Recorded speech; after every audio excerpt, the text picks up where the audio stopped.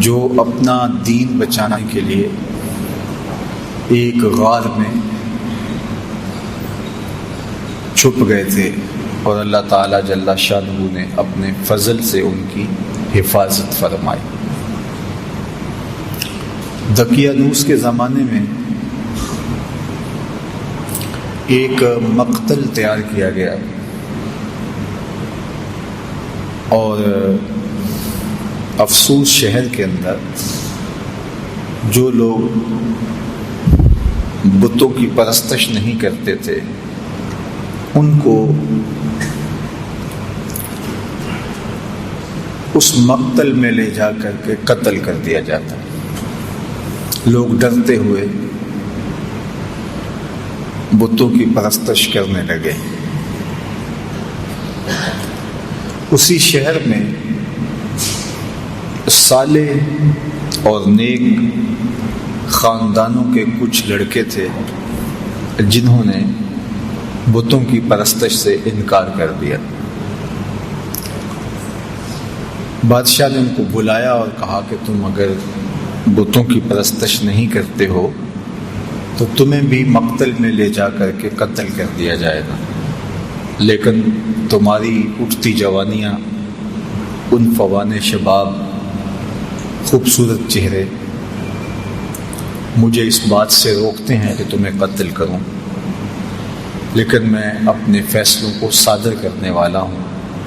البتہ تمہیں 3 دن کی مہلت دیتا ہوں، تم سوچ لو، ورنہ تمہیں بھی قتل کر دیا جائے گا۔ تو وہ نوجوان آپس میں مشاورت کرتے ہیں کہ کیا کیا جائے۔ کفر کو، بت پرستی کو تو کسی صورت میں ہم قبول نہیں کریں گے، دوسری صورت قتل کر دیے جائیں۔ راستہ یہ نکالا کہ شہر چھوڑ دیں اور کسی غار میں جا کے پناہ لے لیں۔ تو ان سب لڑکوں نے گھروں سے کچھ ضروری سامان لیا اور جا کے ایک غار میں پناہ لی۔ راستے میں ایک چرواہا ملا، اس نے کہا کہ تم کدھر جا رہے ہو؟ تو انہوں نے غرض بیان کی، تو اس نے کہا کہ یہ آفت تو میرے اوپر بھی آئے گی جب ہر شخص کو بت پرستی پہ مجبور کیا جا رہا ہے، تو چلو میں بھی تمہارے ساتھ چلتا ہوں۔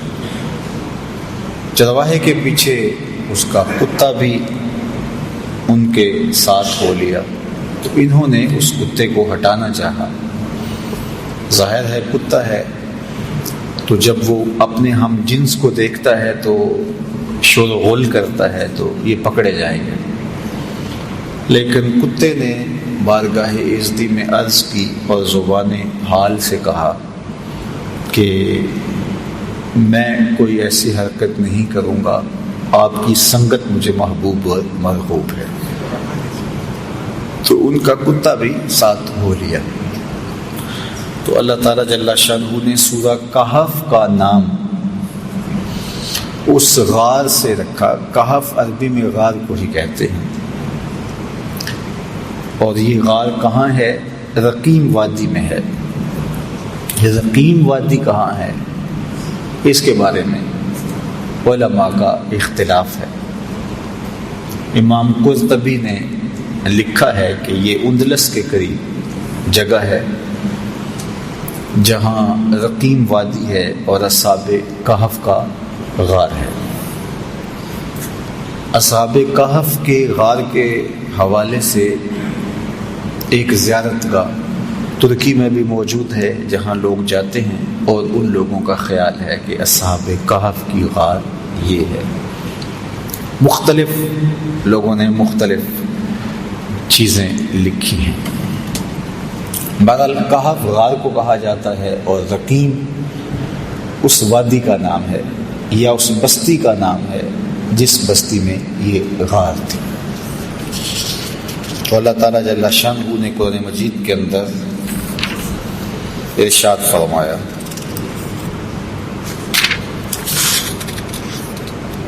ام حسبت ان اصحاب الکہف والرقیم کانوا من آیاتنا عجبا۔ تمہیں معلوم ہے کہ پہاڑ کی کھو اور جنگل کے کنارے والے ہماری ایک عجیب نشانی تھے۔ اب بادشاہ نے جب سختی کی کہ لوگوں کو بت پرستی پہ آنا پڑے گا، تو اپنا دھرم بچانے کے لیے، اپنا دین بچانے کے لیے، اپنا ایمان بچانے کے لیے یہ چند نوجوان تھے جنہوں نے فیصلہ کیا کہ شہر چھوڑ دیں گے اور اپنا دین بھی بچائیں گے اور اپنی جان بھی بچائیں گے۔ شہر نہیں چھوڑتے تو یا دین جائے گا یا جان جائے گی۔ اگر بادشاہ کی مان لیتے ہیں تو دین سے ہاتھ دھونے پڑیں گے، اگر نہیں مانتے تو جان سے ہاتھ دھونے پڑیں گے۔ تو تیسرا راستہ یہ نکالا کہ دین بھی بچ جائے اور جان بھی بچ جائے۔ تو یہ اس غار میں پہنچے، ظاہر ہے منزل ان کی آگے تھی، تو ابھی یہ شام کو بھاگے تو رات، ایک رات دو رات وہاں قیام کرتے اور پھر آگے کہیں نکل جاتے۔ لیکن وہیں جب پہنچے تو ان کے اوپر نیند کا غلبہ آ گیا اور یہ اس غار میں سو گئے۔ جو ان کے ساتھ کتا چلا تھا وہ بھی غار کے دھانے پر بیٹھا، تو کتا بھی آغوش نیند میں چلا گیا اور یہ سوئے رہے، حتیٰ کہ 309 سال تک یہ نیند میں رہے۔ 3 صدیاں بیت گئی اور یہ نیند کی حالت میں رہے۔ اور اللہ جل شانہ نے ان اپنے پاک باز بندوں کے لیے اہتمام یہ کیا کہ ان کو بھوک اور پیاس بھی نہ لگی۔ انسان کو جتنی مرضی گہری نیند آئی ہو، جب بھوک لگتی ہے، جب پیاس کی شدت ہوتی ہے تو پھر انسان جاگ پڑتا ہے۔ تو یہ الوہی اہتمام تھا کہ اللہ جل شانہ نے ان کو بھوک اور پیاس بھی نہ لگنے دی کہ یہ جاگ پڑے۔ انسان باہر سے شور سنتا ہے تو شور کی وجہ سے بھی جاگ پڑتا ہے۔ تو اللہ تعالیٰ جل شانہ ارشاد فرماتا ہے فَضَرَبْنَا عَلَىٰ آذَانِهِمْ فِي الْكَهْفِ سِنِينَ عَدَدًا، اور ہم نے اس غار میں ان کے کانوں پر گنتی کے کئی برس تھپکا دیے، کانوں پر تھپکا لگا دیا کہ کوئی نامناسب آواز جو ان کو بیدار کر دے وہ بھی ان کے کانوں تک نہ جائے۔ اتنا عرصہ انسان ایک کروٹ پہ پڑا رہے تو پھر عضو بدن ساقط ہو جاتا ہے، لیکن اللہ تعالیٰ قرآن مجید میں ارشاد فرمایا وَنُقَلِّبُهُمْ ذَاتَ الْيَمِينِ وَذَاتَ الشِّمَالِ، ہم ان کی کروٹیں بھی بدلتے رہے۔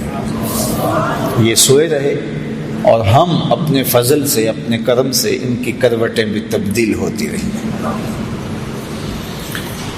اللہ اکبر۔ اب ظاہر ہے کوئی وہاں سے گزرا ہو اور وہاں ان کو دیکھا ہو تو ارشاد فرمایا وَتَحْسَبُهُمْ أَيْقَاظًا وَهُمْ رُقُودٌ، اور اگر کوئی ان کو دیکھے تو یہ لگے کہ یہ جاگ رہے ہیں حالانکہ یہ سوئے ہوئے تھے۔ اور پھر یہ بھی ارشاد فرمایا وَتَرَى الشَّمْسَ إِذَا طَلَعَتْ تَزَاوَرُ عَنْ كَهْفِهِمْ ذَاتَ الْيَمِينِ وَإِذَا غَرَبَتْ تَقْرِضُهُمْ ذَاتَ الشِّمَالِ وَهُمْ فِي فَجْوَةٍ مِّنْهُ۔ یہ جس غار میں سوئے پڑے تھے تو جب سورج وہاں سے گزرتا تو ہم سورج کو تھوڑا سا دائیں بائیں کر کے گزار دیتے تاکہ ان کے غار میں دھوپ کی وجہ سے بیداری نہ ہو۔ کیسا نیند کا اہتمام کیا گیا، کہا کانوں پہ تھپکے لگا دیے اور تاکہ شور ان کو نہ اٹھائے، اعضاء کہیں جامد نہ ہو جائیں، ہم کروٹیں بدلتے رہے، دھوپ کی شدت کی وجہ سے گرمی سے کہیں بیدار نہ ہو جائے، ہم نے نظام قدرت کو بدل دیا، نظام فطرت تبدیل ہو گیا۔ یہ کوئی حدیث ہوتی تو شاید کوئی اس کو ضعیف کہہ کے انکار کر دیتا کہ تم اللہ کے ولیوں کے بارے میں اتنی بڑی بات کر رہے ہو، نظام ہستی تبدیل ہو گیا۔ لیکن یہ قرآن ہے، کوئی انکار بھی نہیں کر سکتا۔ اللہ اکبر۔ وَتَرَى الشَّمْسَ إِذَا طَلَعَتْ تَزَاوَرُ عَنْ كَهْفِهِمْ ذَاتَ الْيَمِينِ وَإِذَا غَرَبَتْ تَقْرِضُهُمْ ذَاتَ الشِّمَالِ۔ کہا ہم نے سورج کے رخ کو بدل دیا، وہ آتا سیدھا، لیکن جب غار کی جگہ آتی، ان کا پہاڑ آتا، تو یہ سورج تھوڑا سا خم کھا کے گزر جاتا۔ اللہ اکبر۔ اور پھر ارشاد فرمایا وَقَلْبُهُمْ بَاسِطٌ ذِرَاعَيْهِ بِالْوَسِيدِ، اور ان کا کتا جو ساتھ چلا تھا وہ کلائیوں کو پھیلا کر کے غار کی چوکھٹ پہ بیٹھا ہوا ہے۔ یہ بھی ایک اہتمام ہے، کوئی چرواہا گزرتا ہوا آئے تو وہ کتے کو دیکھ کر کے جو ہے وہ سائڈ پہ ہو جائے، اور کوئی جانور آئے، کوئی موذی جانور بھی تو 309 سال کا عرصہ بیت گیا، کئی موذی جانور آئے ہوں گے، گزرے ہوں گے، کتے کو دیکھ کے وہ بھی رخ بدل لیں، پہرے دار بھی بٹھا دیا۔ اللہ اکبر۔ یہ عرصہ بھی 309 سال کا۔ اور ارشاد فرمایا لو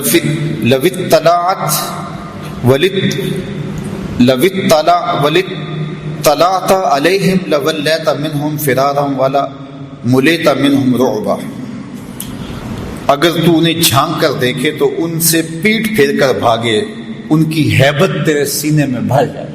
ہم نے وہاں ایک خوف بھی رکھ دیا کہ کوئی اندر جھانک کر دیکھنے کی ہمت بھی نہ کر سکے۔ اللہ کے ولی سو رہے ہیں، قدرت نے الوہی اہتمام کر رکھے، سورج بھی رخ بدل کے گزر جاتا ہے، کتا غار کے دھانے پہ بیٹھا ہے، کوئی اندر آنے کی ہمت نہیں کر پاتا، ان کے کانوں پر ہم نے جو ہے وہ تھپکے لگا دیے، کوئی آواز بھی ان تک نہیں پہنچتی، دھوپ غار کے اندر جاتی نہیں ہے کہ وہ بیدار ہو جائیں، بھوک اور پیاس کی شدت انہیں تنگ کرے اور وہ بیدار ہو جائیں، ایسا بھی نہیں ہے۔ اور وہاں ایک رعب رکھ دیا، ایک خوفناک منظر تھا وہاں کہ کوئی وہاں جاتا تو خوف سے آگے نہ جاتا، ایک رعب دل میں پیدا ہوتا تو وہ بھاگ جاتا۔ اور وہ کتنا عرصہ سوئے رہے وہاں؟ 309 سال تک۔ اللہ اکبر۔ 309 سال بیت گئے۔ اچھا، یہ ابھی آ کے سوئے ہی تھے، کچھ عرصہ کے بعد افسوس کا بادشاہ دقیانوس مر گیا، اور اس کی جگہ اس کا نیا جانشین آیا، وہ مرا، پھر دوسرا جانشین آیا، اس کا انتقال ہوا، پھر تیسرا، چوتھا، پانچواں، حتیٰ کہ وہ سارا نظام بدل گیا، اور بیدروس کا زمانہ آ گیا، اور یہ نیک اور صالح حکمران تھا، اور یہ اس بات کا خیال رکھتا تھا کہ لوگوں کو عدل و انصاف فراہم کیا جائے، اور لوگوں کے عقائد درست ہوں، اللہ پر آخرت پر لوگوں کا ایمان ہو۔ لیکن ایک فتنہ اس کے دور میں برپا ہوا۔ کچھ لوگوں نے کہا کہ حشر اجساد نہیں ہوگا، یعنی قیامت کے دن روحیں ہوں گی جو اللہ کے حضور پیش ہوں گی، اور ان کا معاملہ ہوگا، جسم نہیں اٹھائے جائیں گے، حشر ارواح ہوگا، حشر اجساد نہیں ہوگا۔ یہ مٹی کے اندر بدن مل جائے گا، گل سڑ جائے گا، تو کیسے دوبارہ مٹی سے بدن کو اٹھایا جائے گا اور پھر حشر اجساد ہوگا؟ یہ بات سمجھ میں نہیں آتی۔ مشرکین مکہ کی سمجھ میں بھی یہ بات نہیں آئی تھی، انہوں نے بھی یہی کہا تھا وَضَرَبَ لَنَا مَثَلًا وَنَسِيَ خَلْقَهُ قَالَ مَن يُحْيِي الْعِظَامَ وَهِيَ رَمِيمٌ۔ سورہ یاسین کا آخر رکوع اٹھائیے۔ انہوں نے بھی کہا کہ جب ہم گل سڑ جائیں گے، ہڈیاں مٹی میں مل جائیں گے، تو کس طرح دوبارہ ہمیں اٹھایا جائے گا؟ وہ کہتے تھے یہ بات سمجھ میں نہیں آتی کہ ہم دوبارہ زندہ کیے جائیں، دوبارہ ان اجسام کو اٹھایا جائے۔ اور نضر بن حارث کہیں سے پرانی قبر سے کوئی بوسیدہ سی ہڈی اٹھا لایا، اور ہڈی اٹھا کر کے حضور کے سامنے آ کھڑا ہوا، اور ہڈی کو، بربری سی ہڈی کو یوں حضور کے سامنے توڑتا ہے، اور اس کے ریزے زمین پہ گرتے ہیں، اور ساتھ حضور علیہ السلام سے مخاطبت کرتے ہوئے کہتا ہے ان ہڈیوں کو کون زندہ کرے گا جو میرے ہاتھوں کے معمولی لمس کو بھی برداشت نہیں کر پا رہے، ان کے ریزے ریزے ہو رہے ہیں۔ آپ جو دین لے کر آئے ہیں اس دین میں یہ ہے کہ ان ہڈیوں کو بھی زندہ کیا جائے گا، تو مجھے بتائیے ان ہڈیوں کو کون زندہ کرے گا؟ قل یحییھا الذی انشأھا اول مرہ وہو بکل خلق علیم۔ فرمایا محبوب فرما دیجئے یہ تو ہڈیاں ہیں، جب ہڈیاں بھی نہیں تھی جس نے انسان بنا لیا وہ ہڈیوں کو بھی زندہ کر لے گا۔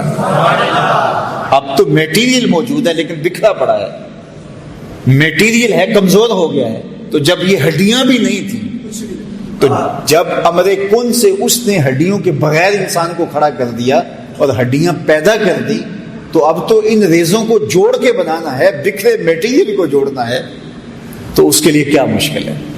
تو بہت سارے لوگوں کی بات یہ سمجھ میں نہیں آتی، وہ کہتے ہیں کیسے ہو سکتا ہے؟ اللہ اکبر۔ تو اس زمانے میں بیدروس کے زمانے کے اندر یہ 300 سال کا عرصہ ہے دقیانوس سے بیدروس کے زمانے کا، مورخین نے لکھا ہے۔ تو اس زمانے میں حشر اجساد پہ بات ہو رہی تھی اور لوگوں کے دو گروہ بن گئے تھے۔ ایک طبقہ کہتا تھا کہ جسم بھی اٹھائے جائیں گے اور روحوں کو تو موت نہیں ہے، اور دوسرا طبقہ کہتا ہے کہ نہیں، جو گل سڑ گئے مٹی میں وہ کیسے اٹھائے جا سکیں گے؟ 3 دن کے بعد تو بدن پھٹنے لگتا ہے اور کچھ عرصے کے بعد ہڈیاں بھی گل جاتی ہیں، تو کس طرح جو ہے وہ دوبارہ اٹھایا جائے گا مرنے کے بعد؟ ہاں، روحوں کا حشر ہوگا، اجساد کا حشر نہیں ہوگا۔ یہ اس بحث میں پڑے ہوئے تھے، شہر میں یہ ہنگامے تھے، اس عنوان سے مناظرے تھے، طبقات تھے، اور ملک بیدروس بہت پریشان تھا کہ کس طرح قوم کو سمجھایا جائے۔ اور ادھر ان اللہ کے ولیوں کو سوئے ہوئے 309 سال بیت چکے تھے۔ اچانک ایک کی آنکھ کھلی، پھر دوسرے کی کھلی، تو چند لمحوں کے اندر یہ سارے جاگ کے بیٹھ گئے۔ اب بیٹھے ہی تھے کہ بھوک کی شدت محسوس ہوئی، اور جب شدت محسوس ہوئی تو کہا کہ جاؤ کوئی شخص چھپ چھپ کے جائے اور جا کے ہمارے لیے کھانا لے آئے اور دیکھے کہ کسی کو پتہ نہ چلے۔ پہلے تو پریشان ہوئے کہ ہم کتنی دیر سوئے ہیں، بعض نے کہا دن کا کچھ حصہ سوئے ہیں، رات کو آئے تھے اور اب چاشت کا وقت ہے تو بس ہم کافی دیر سے سوئے ہوئے ہیں۔ بعض نے کہا نہیں، ہم شاید پرسوں سے سوئے ہوئے ہیں۔ جب دیکھا تو ناخن بڑے ہوئے تھے تو بال بھی بڑے ہوئے تھے، تو کہا ہمارا معاملہ کوئی عجیب ہی لگتا ہے، ہمارے بدن پہ اتنی تھکن بھی نہیں ہے کہ ہم مدتوں سوئے ہوں، اور پھر کیسے ہو سکتا ہے کہ ہم اتنی دیر سوئے رہے ہوں، اور جو ہے وہ کیسے ممکن ہے؟ تو پھر کہنے لگے خیر ہمارا معاملہ کچھ عجیب سا ہی ہے۔ اور انہوں نے پہلے تو بحث کی، قالوا لبسنا یوما او بعد یوم، پھر کہا قالوا ربکم عالم بما لبستم، اللہ خوب جانتا ہے ہم کتنی دیر سوئے، چھوڑو اس بحث کو، بھوک کی بڑی شدت ہے تو کوئی جائے اور جا کے شہر سے چھپ چھپ کے چلا جائے اور کھانا لے آئے۔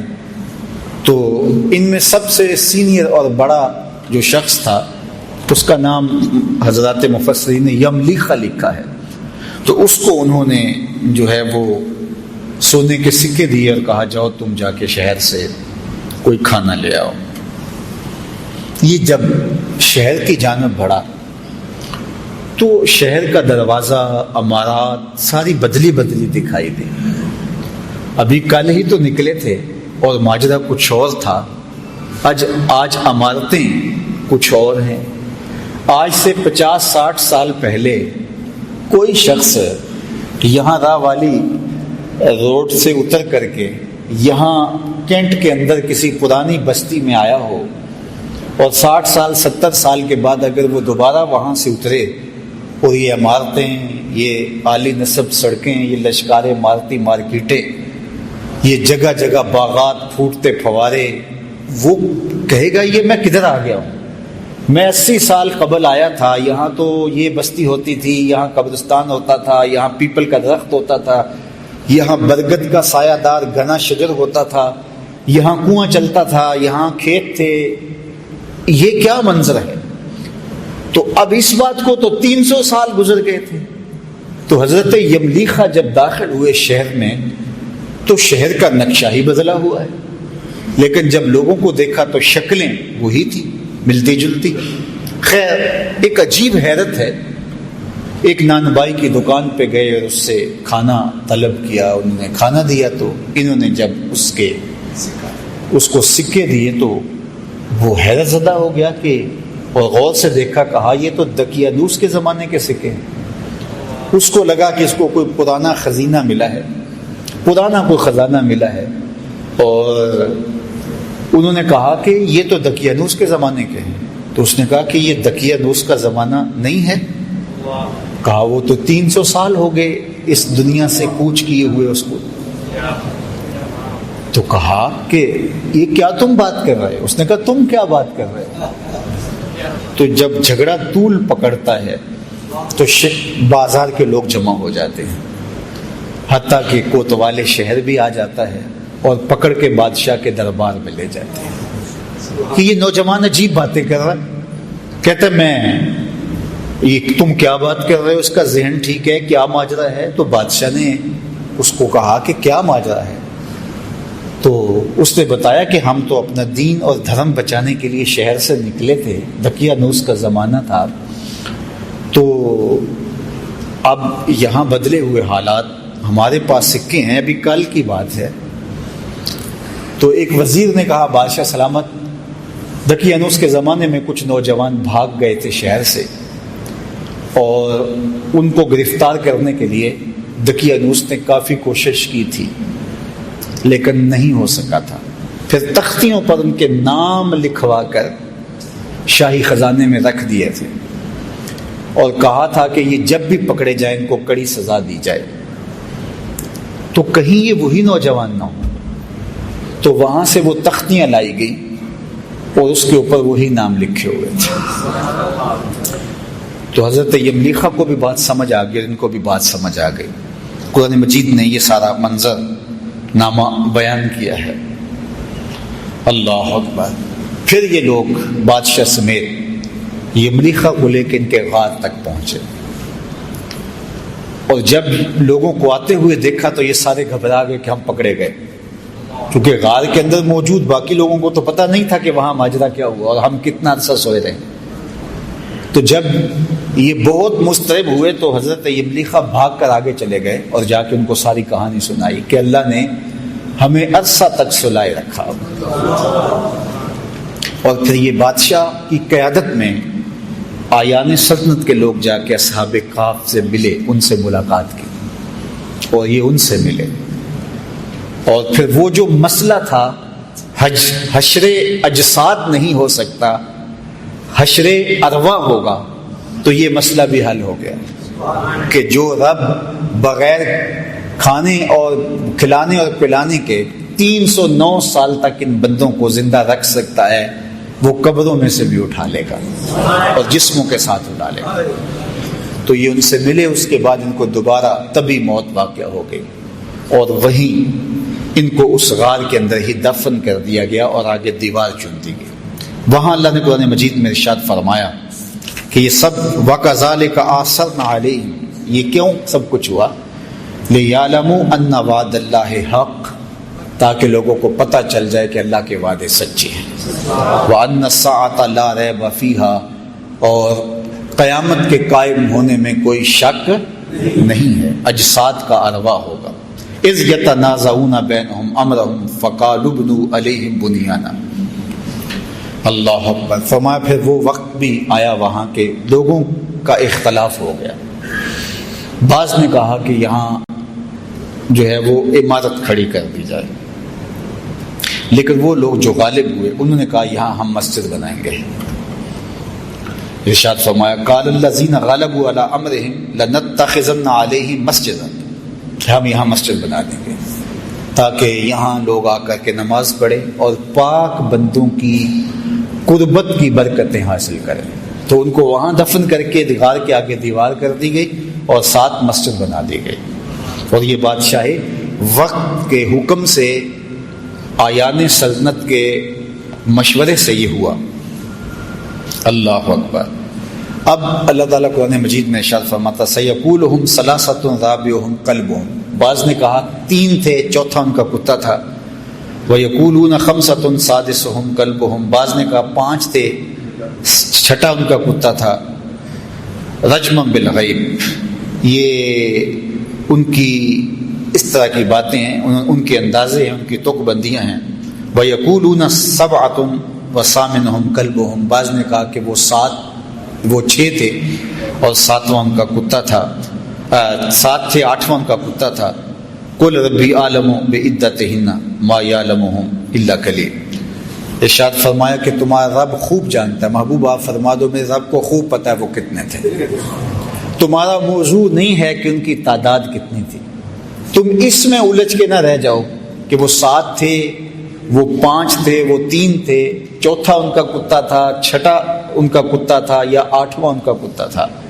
تمہارا موضوع یہ نہیں ہے، تمہارا موضوع یہ ہے کہ مر کر دوبارہ اٹھنا ہے اور ایک ایک عمل کا حساب دینا ہے۔ بعض اوقات ہدایت حاصل کرنے کی بجائے لا یعنی ابحاث کے اندر مبتلا ہو کر کے ہدایت کو لوگ ضائع کر دیتے ہیں۔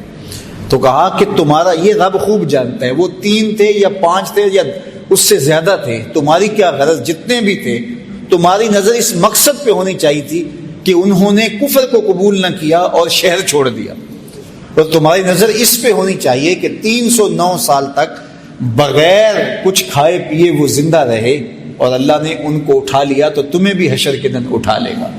اس کے لیے جو ہے وہ کوئی مسئلہ نہیں ہے۔ تو اللہ جل شانہ نے اس واقعہ کو بیان کیا۔